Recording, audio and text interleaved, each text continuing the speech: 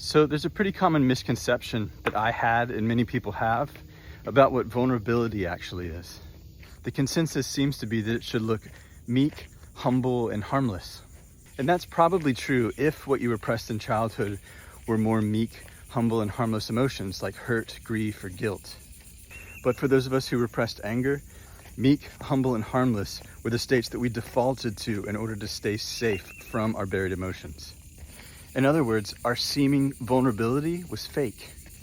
Fake in the same way that those who repress hurt and sadness are when they overcompensate and default to states like anger or toughness or big and blustery in order to stay safe from what's buried. This is why it's so important to identify what you primarily repress in KI, because if not, we'll be bamboozling ourselves.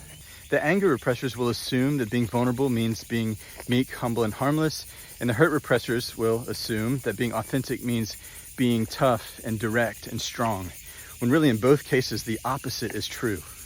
Now, if we could redefine vulnerability and authenticity as bringing what's buried to the light or making the unconscious conscious, that would be much closer to the truth. This would mean for anger repressors having your anger online and on display, and for hurt repressors having your hurt online and on display. Now, this usually isn't possible without some kind of work that targets emotional repression in the body, which is a force that is dead set on keeping anger offline and off display for anger repressors and vice versa for hurt repressors.